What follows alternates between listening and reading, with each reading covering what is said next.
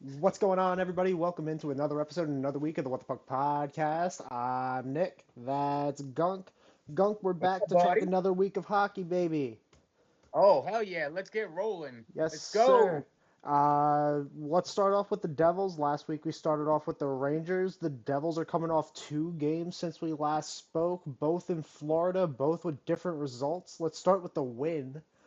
Uh, Devils back-to-back wins against the Cup champion Panthers, both by solid scores, 4-1, and the most recent game 6-2. Hit me with your thoughts. What do you think about these games? So, I was very excited about the Florida games. I mean, they came out in both games, and I think we touched on it last week with the Panthers game. But yeah, these were two like measuring stick games. I had said that, they really need to come out and really take advantage. Even if they didn't win the game, just show that you could play with one of the elite teams in the league. And you really showed it really well. And I was very excited. The toughness and like the fight. I mean, the fight with Dylan and the guy from Florida was ridiculous. McDermott got into him in the next game, so I love the toughness of the team. It really just draws like a total 180 from last year. I mean, last year they just looked like they're very soft, and even the year before when they made their run, they just looked like a very soft team. It was more of a fast team. It was more of a skill team. And I feel like these offseason acquisitions, like a Cotter and like Brendan Dillon, have really brought the toughness to this team. And I'm really enjoying the hockey they're playing. So, like I said, the measures against Florida was really great, and to see them come out and play the way they did, it brought a real good sense of like, all right, this team can actually make a run this year. They're really solid. Now, don't get me wrong. Like I said, the next game they played really well against the Tampa Bay, and for some reason, I'm thinking Tampa Bay might be one of those teams that just how teams just don't play their or they can't win or they play well and they just can't beat that team. Hmm. I feel like Tampa Bay might be that problem this year because they played a solid game even in a 4-0 loss. The game was really solid. And it really didn't come down. The first two periods, they were only down 1-0. Markstrom was playing fantastic. And then they give up the goal right at the beginning of the third, and it kind of just the third period went to hell. They got the empty net goal, they got the power play goal, and Tampa just went off, and again Vasilevsky played fantastic in that game too. He was really on the mark in that game, and again it's Vasilevsky, so he's Hall of Fame goalie. What are you gonna do? Sometimes he just a stone wall. But he said going into tonight's game against Carolina, I'm really excited because I want to see again. This is another measuring stick game, especially in the Metro when these are the teams that you're going to be going against: the Carolinas, the Rangers. These are the teams that you're going to be battling for playoff spots with, and basically playoff positioning because. The bottom of the Metro is not really good right now. I said you got Washington, really well this year. They started off really well, but now Ovechkin's hurt. He's week to week, so we're not sure about can Washington hold it together. I mean, you got the bottom tier. I mean, Pittsburgh is really falling apart. I Hmm. mean, like I said, they're having big problems. They're ready to get rid of their coach, and like I said, you got Columbus, who's like I said, up and coming team, played really well. I mean, basically they got Jim Montgomery fired. Columbus did so. You know, as you wear a Boston Bruins jersey, so and then Philadelphia's Philadelphia. They're up and down. So, like I said, I feel like right now we have a 3-team race with Washington being if they can keep the momentum of a 4-team race.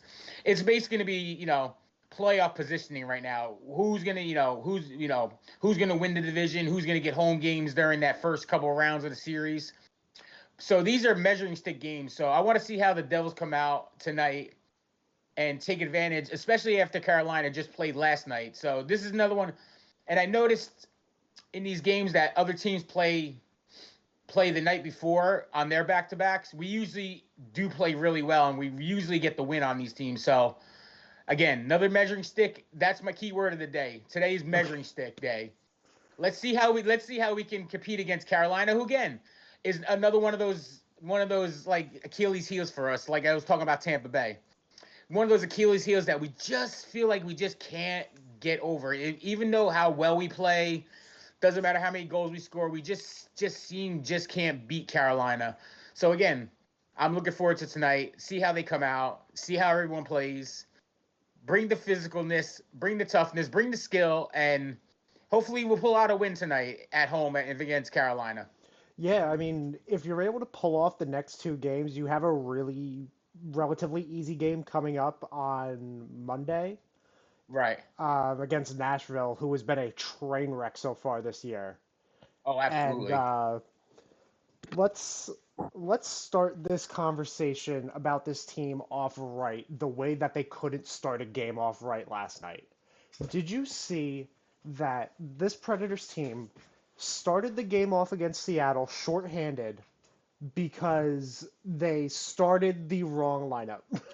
Yes, I did see that on TikTok. Yeah, that was again. I said, and it's so sad because Nashville was at everyone's predictions at the beginning of the year where they were going to be a really good team, especially with everything they added, and the team is just not coming together, and look, like you said, they're making just stupid mistakes. I mean, you're shooting yourself in the foot right off the bat. And where's the accountability for the coach for this? This is coach's decision. I mean, if you watch every locker room at beginning of games, they have the captain usually, do the clap out for who's starting the game, or the coach somebody will start out the clap out for who's starting. So how do you not know who's starting in your game? I mean, it's to me, it's just that's just ridiculous. I mean, you can't, as a professional team, you just can't do that. I mean, it's just really just stupid, and it falls on coaching. I really like that it took them almost a whole minute to realize what happened. Yeah, exactly. And they were just like skating around. They got the wrong lineup out there, and the referees are trying to like, hey guys, you I don't don't have the right players feel out here. I don't feel like this is on the coach. Okay. I feel like this is on the players because the coach will read out who is coming out, like you said, or who's Right. starting. The players are the ones that are supposed to know that they're going out there. Very true too. I agree with So I that. don't I don't think it's the coach. I mean, it's the players not paying any attention to who's supposed to be starting, so they're just going out there. Right. Yeah, I mean, it's Yeah, just just if it was like a beer league team, yeah, yeah. just whoever's the first five on the ice, just go out there and start. You know what I mean? So I mean, yeah. I mean, I can totally see your point about the players being. I mean, and also and with your point with the players too, that proves that they're just not engaged in the game. I mean, if you're ready to play a professional hockey game and you are starting and you don't know to be out there, you're right. That is on you. But I also feel that the coaches should take responsibility because they're the leaders. They run the team, so they should know who get out there, get on them, tell them, get out there, you're the starter. I mean, again, I feel like maybe it's just a whole organization thing too. It could be just, Yeah, I organizational wise.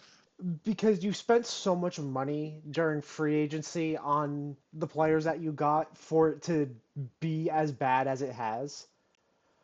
And for your GM to be threatening a rebuild after just spending all of this money, what are you supposed to think? I really don't think you can think of anything besides either nothing or negatively. I mean, Yeah. this, especially the new guys, I mean, to hear that you just got to this team, it's still early in the season, and your GM is already saying rebuild? Yeah. Like, It's Like Stamkos was worried about Tampa Bay going into a rebuild, and that's why he didn't he wanted to stay, but I mean, still you were always worried about it even later in his career. A lot of players are still worried about it, and to go to a different team and immediately hear that, especially looking at how Tampa Bay has been playing so far this season, they've looked really good. I mean, absolutely. so for this Nashville team to see this, expecting what they were expecting coming into the season, they were expecting to make it to the Cup final, or even a lot of fans were hoping that they'd win the Cup. But I mean, not this way. That Yeah, this is especially just a especially it's a if joke. Yeah, especially after the run they made at the end of the season last year to make it into the playoffs. Mm, So they had very high expectations, especially like you said, with Soros playing so well, the run to the playoffs last year. They're just figuring, oh, they're going to add, some good, good solid players, and this team is going to be a cup contender. Well, as we see, the team is just not coming together now. So, and if the GM saying rebuild already, I mean, again, you're 20, 15 to 20 games in. I mean, that's gonna bring that morale down in that locker room to like below sea level. I mean, oh it's yeah, ridiculous. oh yeah. And there's no way of making that any better at this point. I mean, I feel like the damage No, is already done. yeah. What do you, Unless I you have mean? some What? kind of massive run, you're not getting it done. Yeah, and like I said, what are you gonna do? Like, there's no. I mean, you can't change players. I mean, you can make little trades here and there. I mean, you're stuck with this team. So now you gotta deal with it. You put out the money. You put out the years. Now it's up to you to find a way to make this work, and that's what they got. They need desperate soul searching right now. Does the Predators? They need to back it up, get everyone in a meeting, and solve this problem because they are in for it for years now, and a rebuild is just not going to work for them. No, and there's another team that needs to really sit down with all their players and have a meeting, and it's the team of the jersey that I'm wearing. Right. And I'm sure, as many of you guys know, Jim Montgomery got fired the other day from his head coaching position of the Boston Bruins, and it wasn't his fault. No, I can agree Um, with. I really don't believe it was his fault. His overall record with Boston was 120, 41, and 23. Boston's current record was 8-9-3 for putting them fifth in the Atlantic. And Boston's top players are stepping up and recognizing that it wasn't his fault, it was theirs. Because Right. Pasternak had even said we were getting it done, we weren't getting it done, and because we weren't getting it done, we lost a great coach and great human being. And Marchand had said this is a reflection of our play. If we had done our job in here, he'd still be here. So the players know that it's their fault and that it's not the coach.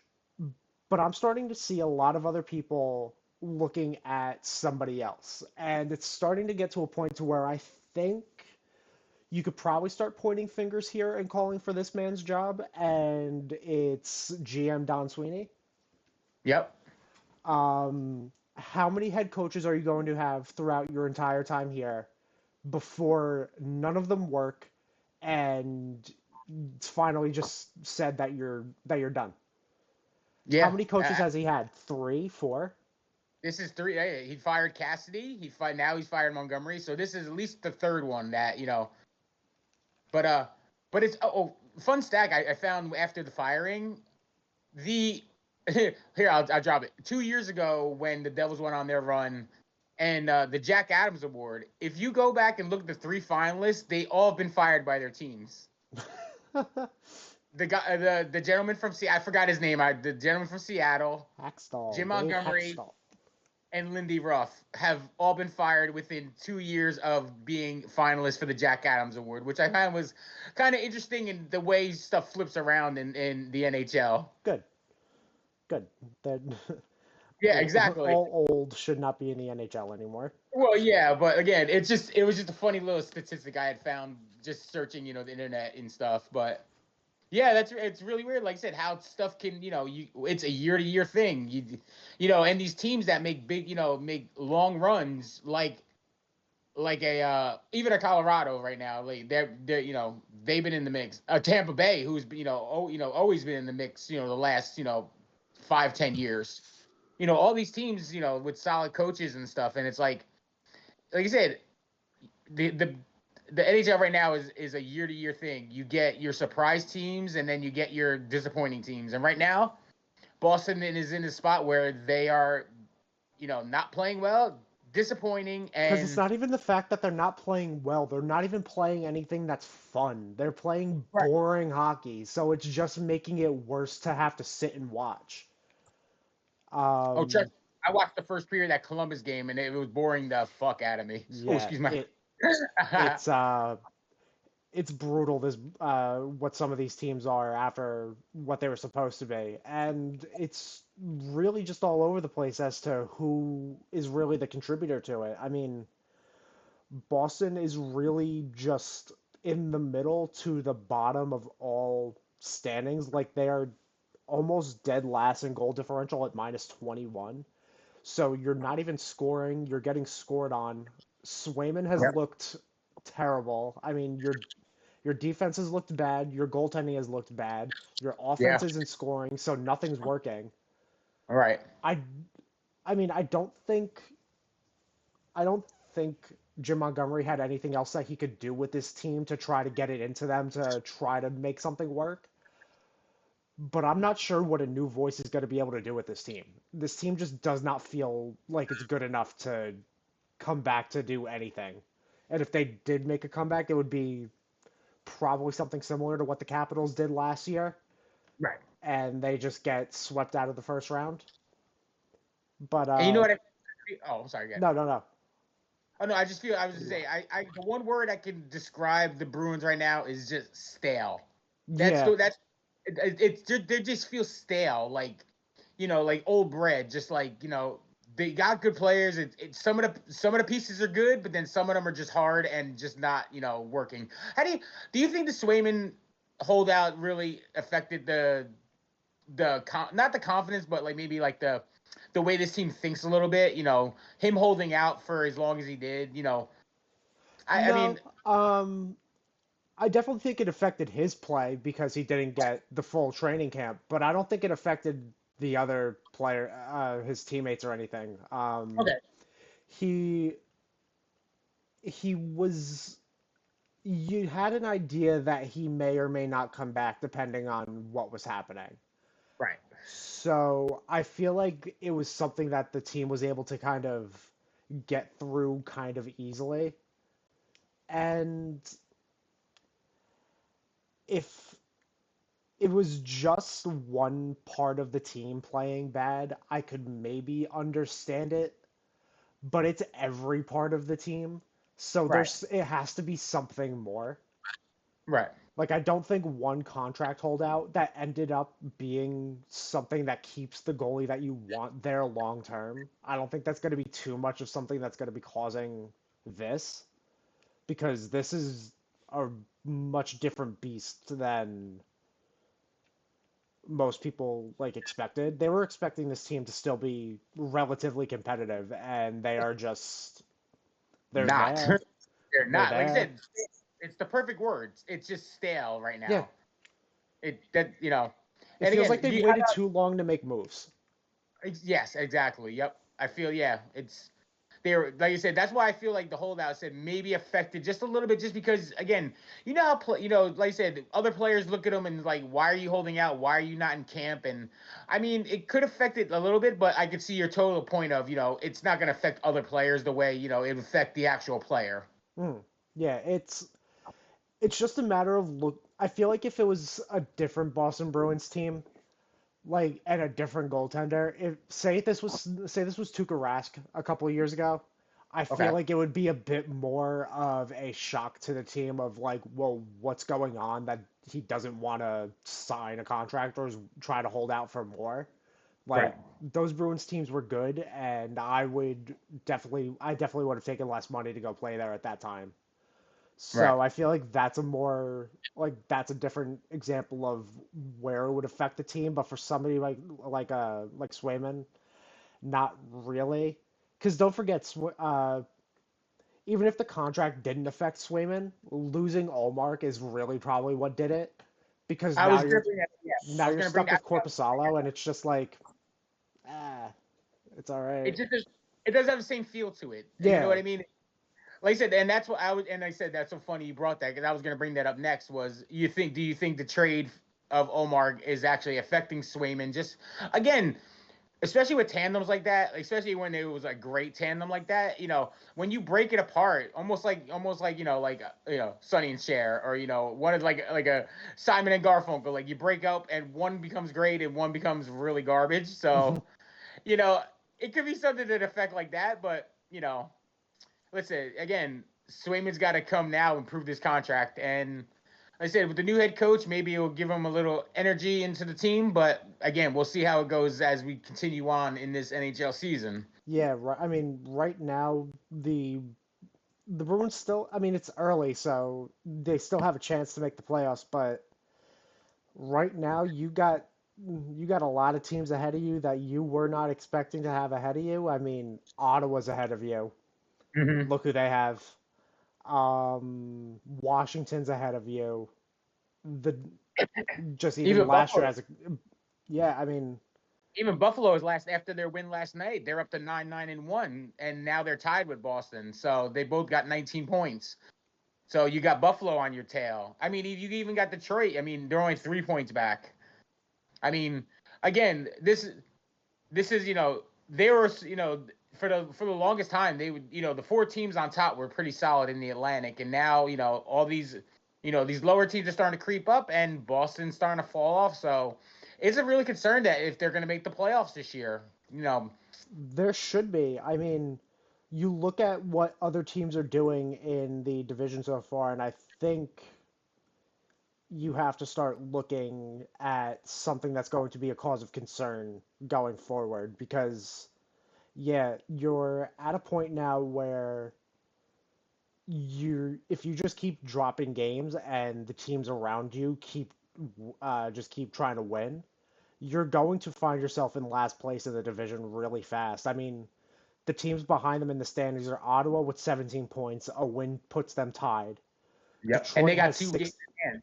Exactly. So there's ways to make up these points, and Detroit with 2 games in hand has 16 points. Mm-hmm. Montreal with a game in hand has 16 points.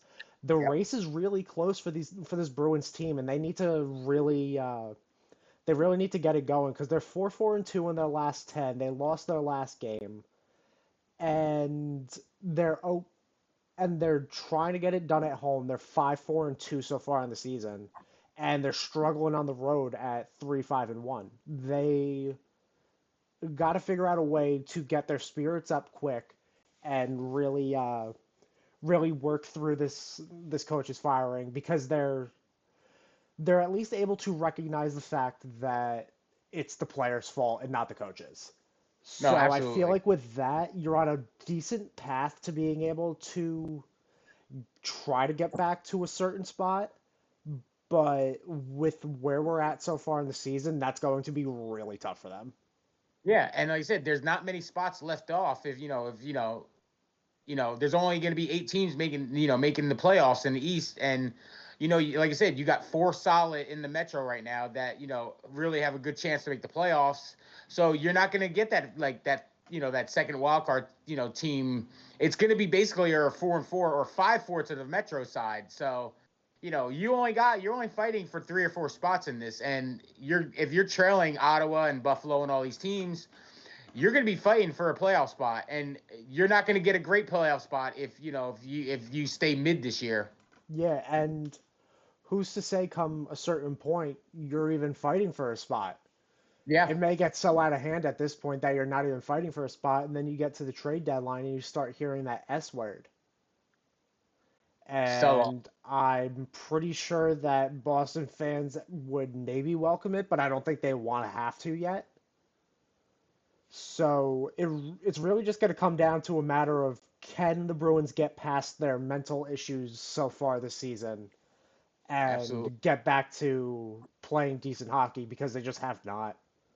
absolutely, no, I agreed. And they said maybe that's why they wanted to make the change now instead of later in the season, just to maybe try to jumpstart this team to get try to get them ahead in points, try to get them up in the standings, go on a little 3-4 game run, where you can you got a little cushion in point wise. Hmm. But yeah, it's going to be a battle for them, and it's going to be interesting to see where it goes. But I've seen where my screaming goes, and it goes to good things. There you go. um, Screaming works, gang. I didn't think I'd have to tell you. Screaming works. Screaming Uh, work. I ranted and raved last week about the Rangers and their pretty bad play, and it seems they listened to me and turned it around. I don't know Three what to effect I have, but they did it. Yep, 3 in a row again, and good solid wins too. Like I said, Sharks, Kraken. You expect that, but great win against Vancouver the other night Ah, with that game against Vancouver, I was genuinely nervous because let me tell I didn't watch the game against Vancouver all the way through because these 10 o'clock starts kill me. right. I can I understand. I cannot even I can't bother. Not that I can't be bothered. It's just 10 o'clock is too late for me, man. I'm ready for bed at 8. Hey, we're East Coast people. It's hard to watch these West uh, Coast games. You know, especially now with the time change, trying to get through it. right? It like you never really think about it after it happens, but once you feel it and you know what's causing it. Yeah. So yeah, these 10 o'clock starts are killing me. I've barely been able to watch any games, but hopefully, Now, see, for me, because I'm a night owl, so like I said, the 10 o'clock games are like really great for me because that's usually my peak time of like, oh, I'm awake, I can focus and stuff. Because some of these 7 o'clock games, I'm like tired from the day, so I'm kind of like, okay, let's watch it, and then I start waking up a little more and a little more. So yeah, I could see where a normal person for 10 o'clock games or 10:30 games, even 9:30 games. I mean, even if you go like Mountain Time, like the games against like Colorado, Utah now, they're all in that like that Mountain Time zone where it's like a 9:30 start. Game's not ending till midnight. So mm, yeah, but again, it is what it is. America's vast, as we can yeah, see, oh yeah, large and scale, and you large got to baby. deal what you got to deal with. So we were dealing with a non-existent Mika Zibanejad for the past couple weeks, and it was really starting to get to a point of being kind of crazy. Right. And I decided to take to the public forums of this podcast to talk about Express your it and see if maybe my words could get put out into the universe and like loft to the AHL, something could click. And it has shut me up entirely, scoring against San Jose and Vancouver. hmm He's looked really good. I'm really impressed with that entire line's play so far. Kreider's getting goals, Mika's getting goals. I keep talking about Riley Smith every week. He's looked fantastic for this team. He's I keep saying it, he looks like he's really in his groove now. He's back to being the player that he was. And the only real issues so far with this Rangers team have been there's still defensive issues. And Igor needs to stop letting in the first goal of the game in the opening minute. Uh, If you look at the game against Vancouver, Quinn Hughes roofs it on him in under 30 seconds, and that is unacceptable. well, again, I can't say nothing because last year was the death of one nothing them all freaking season long. So I can understand where you're already behind 1-0 early in a game. Last year was huge for that for the Devils. Oh, I It was remember what. holy. How many times was it? Like 47, 53? No, it was in the 50s. It was like 50 something last year. It Yeah, was. that I think it was. I think it was close to a record. Seriously, that how many times they were I down want to one. say it was 53. It could be right. I mean, we could look, like you said, we could look the stat up real quick. But yeah, like I said, it was whew.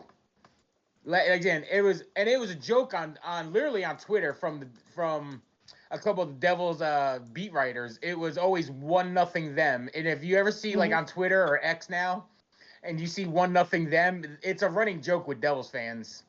I've heard it on different Devils podcasts that I flip through on TikTok and stuff, and like I said, a couple people have Devils focus pages that I see, and it's a running joke with us. So if it can go to you guys, I'd be very appreciative of that. Thank you very much. Take that mantra away from us, please. It's been happening with the Rangers for a while. It's nothing. This is nothing new to me. I just want it to stop. Oh, I get it. Trust me. How many times like I said, last year, I would start getting upset and like around the throw stuff because it was like, oh, here we go. We're already down 1-0. Jesus, I didn't even sit down and settle in with my drink yet, and we're down 1-0. I mean, ridiculous. Yeah, it's it's something that I can't it's something that I Can't. can't shake. But in terms of finding that stat, I can't. So I'm gonna come back with that next week because Okay. So, that yeah, I'm looking at it that's what I need myself. to figure out. And then Uh, the last couple things that I want to talk about with the Rangers, there hasn't been much going on with the team. I mean, they've been playing pretty solid, so there's not much in terms of news going on. I mean, you were really just hoping for Mika to try to wake up after the god awful games he had. And yeah, I mean, the only other player on the team that I really need to shout out is like Jonathan Quick. I'm starting to forgive him for 2014 and only him. Um, he he's the best. He is just the best. Back-to-back shutouts for the first time since 2011, I want to say it was. And he's just looked like his old self again. He looks like the Jonathan Quick that I remembered watching while I was growing up. And it's really helped solidify this goalie duo of him and Igor. So the Rangers have looked good. I was screaming last week saying they looked bad, and now here I am saying they look good. So I that's guess what all is we. well in New York sports. There you go. Well, again, hey, really, what do you got going on? I mean, you got A Rod, oh, the Jets disaster. You got the Giants disaster. So you know, New York sports is not looking as well as it was, during the baseball season. Let's No, just it say. was not. God, I miss baseball season. I think maybe the Rangers should bring Grimace in. If maybe Grimace Yeah, goes, get bring him, Grimace, get him bring through. Grimace to Get a Rangers Grimace. game. I There you agree. go. Get Grimace at the Garden. Get Grimace at hashtag Grimace at the Garden, folks. Hashtag Grimace at the Garden. We're gonna start it. There you go. Uh, but yeah, so I don't know, like I saw this on TikTok this morning, and again we're getting off topic a little bit, but again we're just having some fun here. Yeah, we ain't got much hockey stuff to talk Did about, so hit me with it. did, did Zuccarello take a shot into his? Yes, yes. He ruptured both of his Okay. balls. He busted Well, both his apparently, balls. I forgot who it was. One of his teammates was on a radio call either this morning or last night or whenever, and apparently his sack is okay. Yes. He has let's just say he has both of them still available to him. Yeah. That's a great He. update on that I story. saw this. I saw the same clip. I think you're talking about. They said the cup had a massive dent. Yes, the Um. massive dent. Yes. So I'm glad he's safe. But yeah. As again, to They tie were it back to a busting former balls, Rangers as you would player. say. Yeah, exactly. Wow. But Yeah. yeah, and what That's about the something. ref?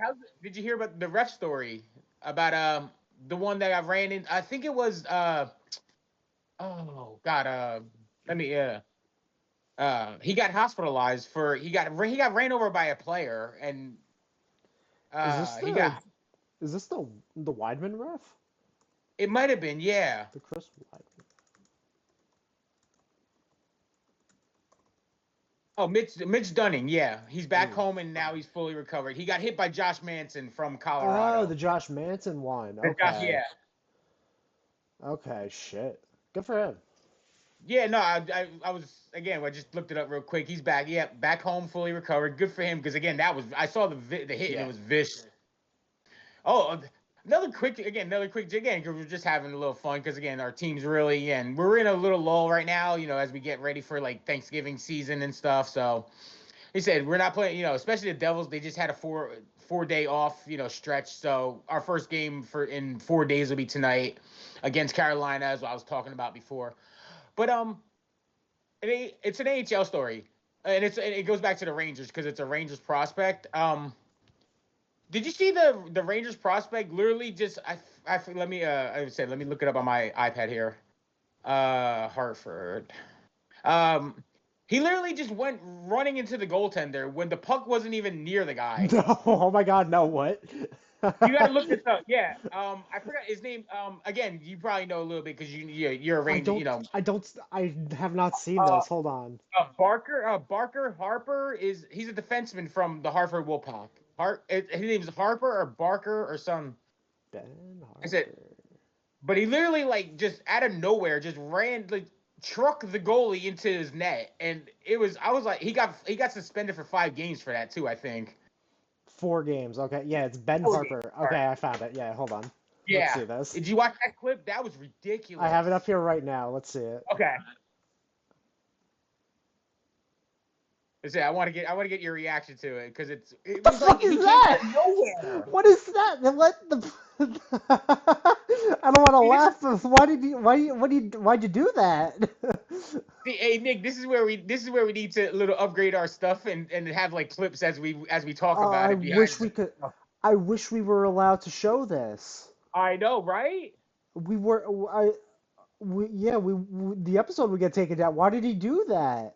Exactly. That's what I said. As soon as I saw the TikTok, I literally wrote it down on my notepad Like, because I was like, I have to talk to Nick about it, especially because he was a Hartford, a Wolfpack guy. I was like like, he oh, just I'm like, maybe he knew who he was.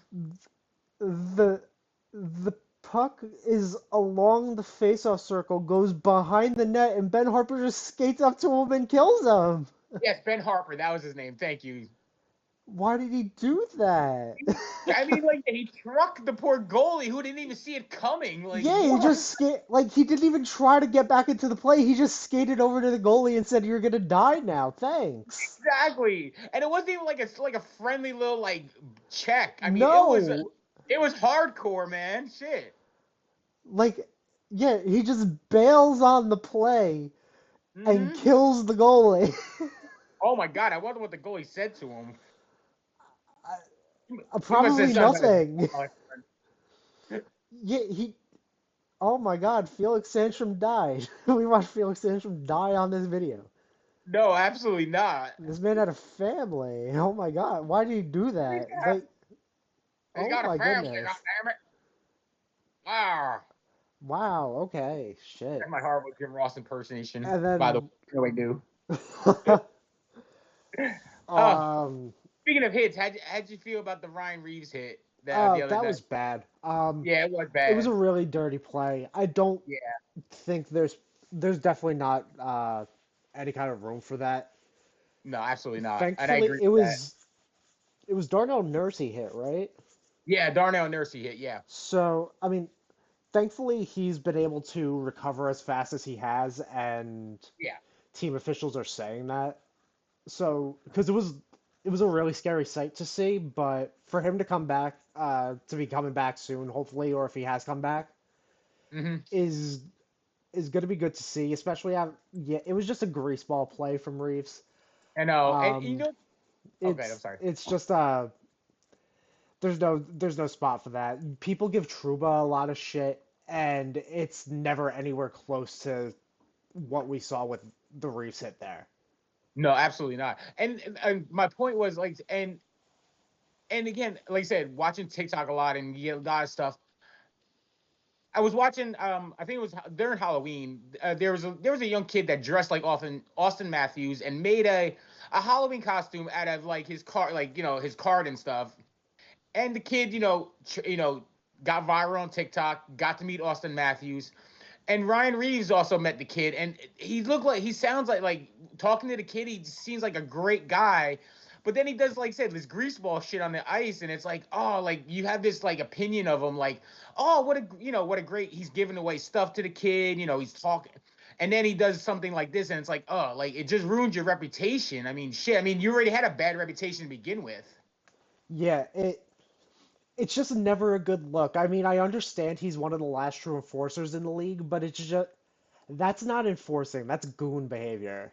It really is, and So, it's really that's the kind of stuff they're trying to get out of the game. And you know, again, I'm happy that he got suspended for it because, but again, like I was saying, it's just like oh, like you're such a nice guy off the ice, and then you just do this garbage stuff on the ice, and it's ridiculous. So, like I said, hopefully Darnell Nurse is doing better. So, like I said that's our ridiculous hockey hits of segment of this podcast. yes, and we could stray a little bit further away from hockey real quick.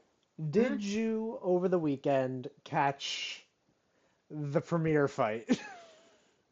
Oh God, you mean that fake fight that we? Oh, dude, The waste of I time.